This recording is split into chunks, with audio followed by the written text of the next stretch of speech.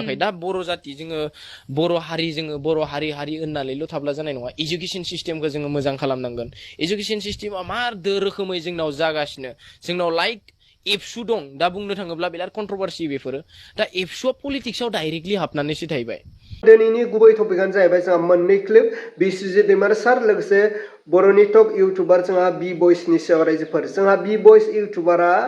फंनैसो दुलाराय बर' फरायसा आफादनि सायाव थामहिनबा एबसुनि सायाव मा बाथ्रा बुंदोंमोन बेजोंनो लोगोसे बिस्वजित दैमारी सारा जोंनि बे बिटिसिआव सोर बांसिनै भटखौ मोननानै जोंनि बे बिटिसिखौ सरकार सालायगोन बेनि सायाव बाथ्रा बुंदों नाथाय नोंथांमोना बी बयसनि भिडिअ क्लिपखौ अनलि 28 सेकेन्ड नुनो मोनदों नाथाय नैबे भिडिअ नोंथांमोना 3 मिनिटनि बारा बुंनाय भिडिअ क्लिपखौ नुनो मोनगोन बी बयसनि खुगानिफ्राय अब्ला रायजोफोर आंनि टपिकखौ आं गोलाव खालामाजासे जोंहा बी बयस इउटुबारनि भिडिअ क्लिप लोगोसे बिस्वजित दैमारी सारनि भिडिअ क्लिपखौ आङो स्टेप बाय स्टेप होलांबाय स' नोंथांमोना नायग्रोदो आरो खोनासंग्रोदो दा बर' जाति जोङो बर' हारि होननानैल' थाब्ला जानाय नङा एजुकेशन सिस्टेमखौ जोङो मोजां खालामनांगोन एजुकेशन सिस्टेमा मा रोखोमै जोंनाव जागासिनो जोंनाव लाइक एबसु दं दा बुंनो थाङोब्ला बिराद कन्ट्रोभार्सि बेफोरो दा एबसुआ पलिटिक्सआव डाइरेक्टलि हाबनानैसो थाहैबाय दा बै एजुकेशन जोङो गोदो उन्दै समाव मोनथियोमोन मा बै एबसुआ जों उन्दैफोरखौ जायफोरा गाज्रि खामानि मावगासिनो बेफोरखौ लामा दिन्थिग्रा आरो जायनो जोंनि बर' समाजाव गाज्रि खामानि मावगासिनो बेफोरनो लामा दिन्थिग्रा होननानैसो जों एबसुखौ मिन्थियोमोन खिन्थु नैबे समाव एबसुखौ जोङो पलिटिक्स पार्टिजों हेफाजाब होग्रा होननानैसो मिन्थियो नैबे टाइमाव कन्ट्रोभार्सियेल बेयो दा जों बैफोर रखम उन्दै समाव जोङो नुनाय जाय जोंखौ एजुकेशननि खेथ्रआवनो जा जोंनि बर' बिमाफोरा सोरबा उखैजानानै सोरबा गांनानै सोरबा दुखु थानाय जा बैफोर सापर्टारफोरा दिनै जुदि बेफोर लाइनाव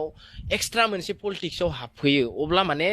जोङो बैखौ नुहुरा जे माबा मोनसे कारन जोंनि बर'नो मोननै पार्टिस थायो पलिटिक्स एगेन्स्ट पार्टि थानांगो मास्ट बि बियो एकदम जरुरि एगेन्स्ट पार्टि थायाब्ला बे मोजां बै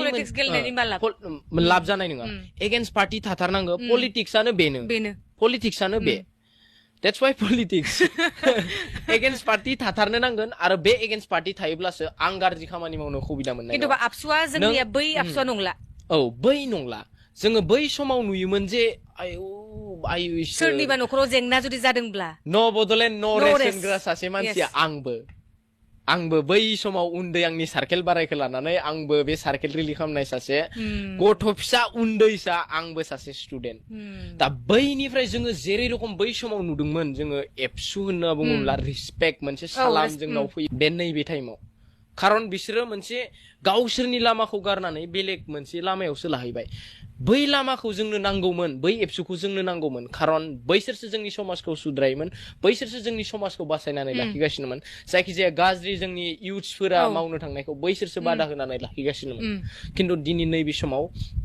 पलिटिक्स खालामनो थाङो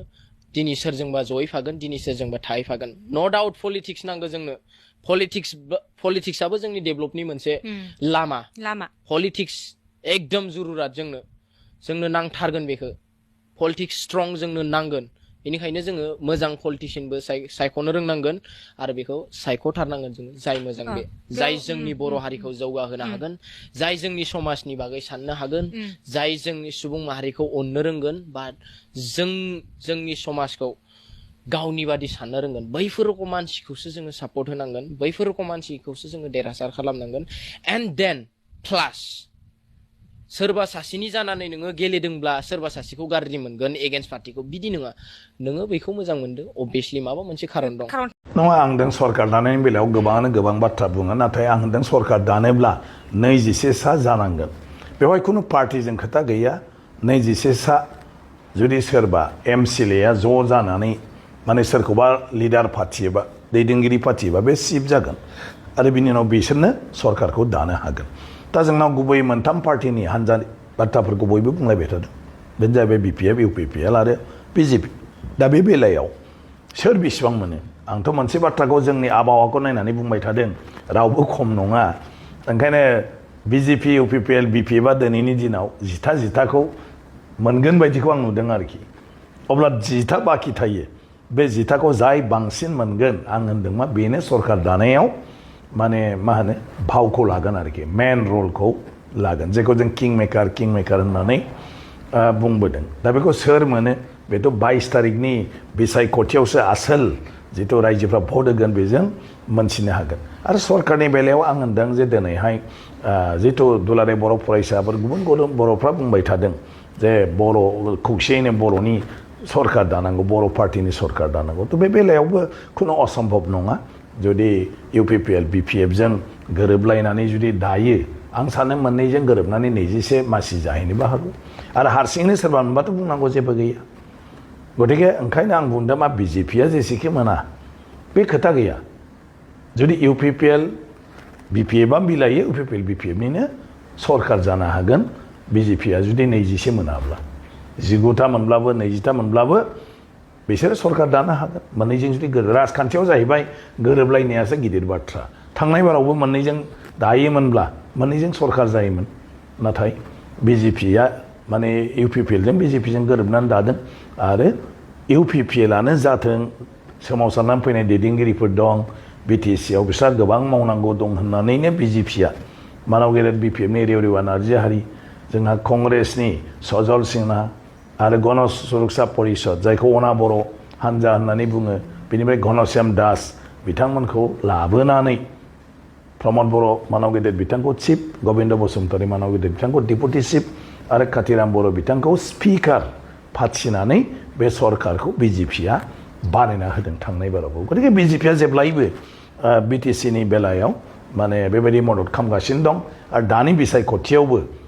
BJPआ बेखौनो बुंबाय थादों जे जोंहा बेवहाय खुनु आपत्ति गैया UPPL बा BPF जायानो जायाथों आरो मोननैबो जुदि खौसे जायोब्ला BJPआ होनगासिनो दं जे BJPआ मोजां मोनगोन अब्ला मानाव गेदेर रायजो राजा आरो लोगो नोंथांमोना थारैनो नुखाबाय खोनाखाबाय नङा होनब्ला जोंहा बि भइस इउटुबारा मा बाथ्रा बुंदोंमोन बिस्वजित दैमारी सारा मा बाथ्रा बुंखो फैबाय थानाय BTC बिटिआर इलेक्सनाव सोर बांसिनै भट मोननानै देरहासार जागोन बिनि सायाव जोंहा बिस्वजित दैमारी सारा खेंफोरथि होफैबाय बा बुंफ्रुनानै होफैबाय लोगोसे जोंहा बि भइस बुंनायनि सायाव नोंथांमोना मा कमेन्ट खालामहरो नोंथांमोना कमेन्टनि गेजेरजों फोरमायहरबानो जाबाय थारैनो बि भइस बिथांनि बुंनाय बाथ्राफ्रा बेसेबां गनायजाथाव आरो थारैनो बिथांनि बाथ्राफ्रा सैथोमार नामा ना दुखु मोनथाव बेखौ नोंथांमोना कमेन्टनि गेजेरजों फोरमायहरनो दाबाव मानोना नोंथांमोननि कमेन्टआ इम्परटेन्ट जानानै फैदों अब्ला रायजोफोर दिनैनि भिडिअखौ आं बेखिनियावनो फोजोबबाय भिडिअखौ मोजां मोनदोंब्ला लाइक लोगोसे चेनेलखौ मोजां मोनदोंब्ला साबस्क्राइब